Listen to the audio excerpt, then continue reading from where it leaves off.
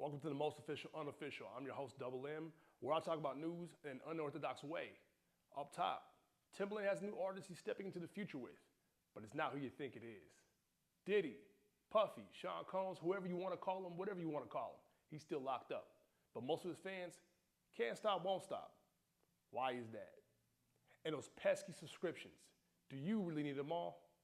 It's all that and more on the Most Official Unofficial. Let's get into it.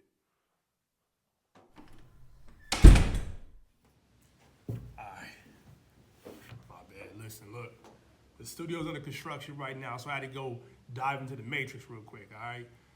But, you know, look, this part of the show, I told you it'll be a little unorthodox, but it's still part of the show, man. I'm still going to deliver you the news and topics I want to talk about, all right? So let's get into it.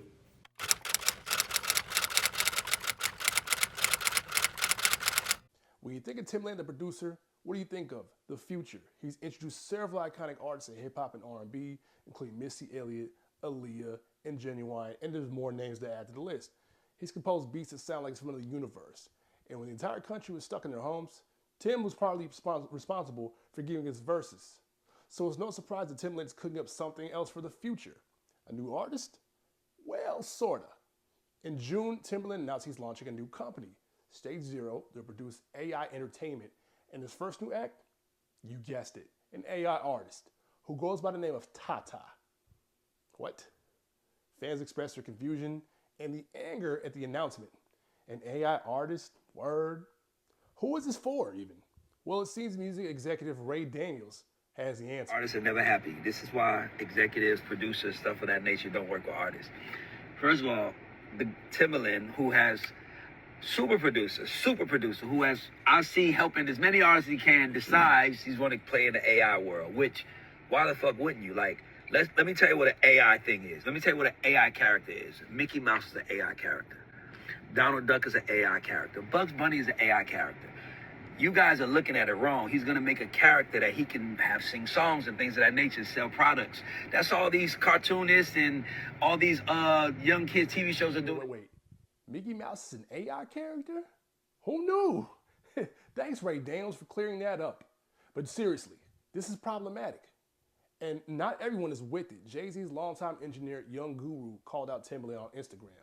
Journalist Rob Markman also chimed in on the conversation.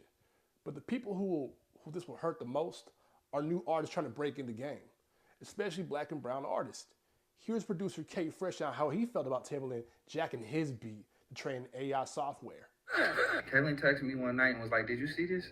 And I was like, "Nah." At the moment, I like, for real, I'm still having a time processing it. Like, 19-year-old me is like, I can't believe this. Like, it's Timbaland. He's one of the greatest of all time. You know what I mean? So there's a level of excitement that I wanted to have from my music to even reach somebody like that. But then there's also a bit of frustration as a grown man, because it's like, you just saying my name could have went a long way for me. If you liked it that much, a little bit goes a long way for somebody like me. Like, my feet is still on the ground, bro. Like, I'm working for everything, and I'm not asking for much, but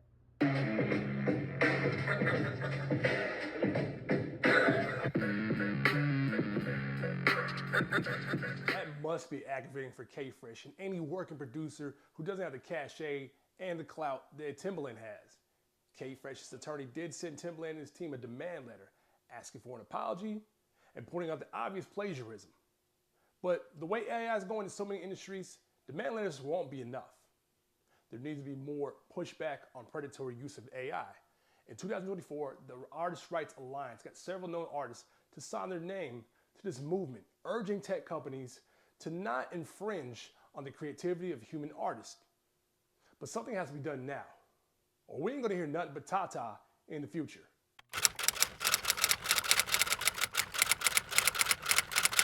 Here's a little refresher on the Sean Diddy Combs case, aka Puffy. He's always gonna be Puff to me, all right? But here's a little refresher in case you missed it.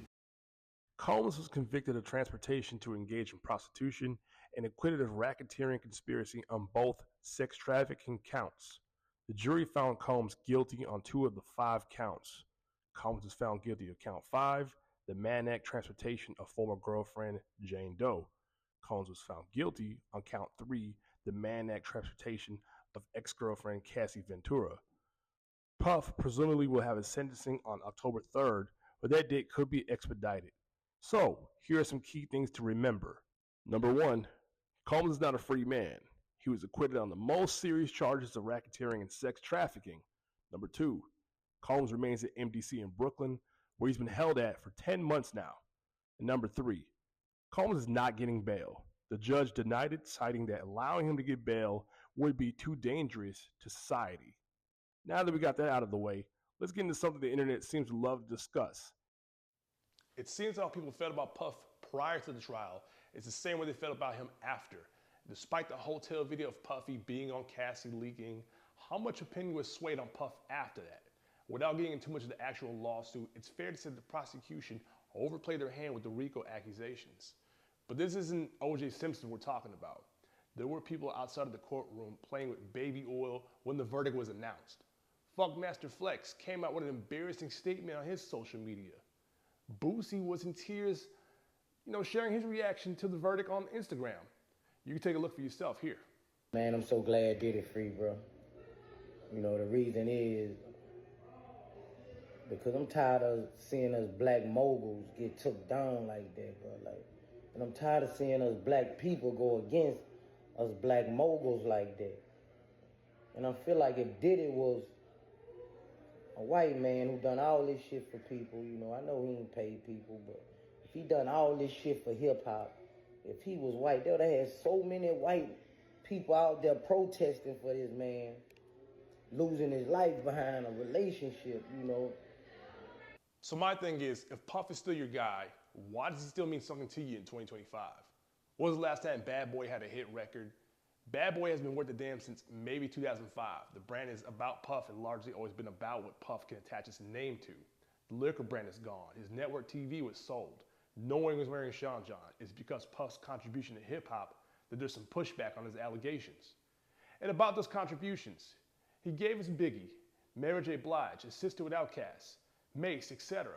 Then there's the dark side of those contributions, whether it's bad business dealings like with the Locks, or more serious consequences like with his former artist Shine going to prison, or the murder of Biggie Smalls in 1997. All those contributions count too. So when Puff does get out of federal prison, what is he coming back to? Is it to your open arms? And if so, why does he deserve your attention?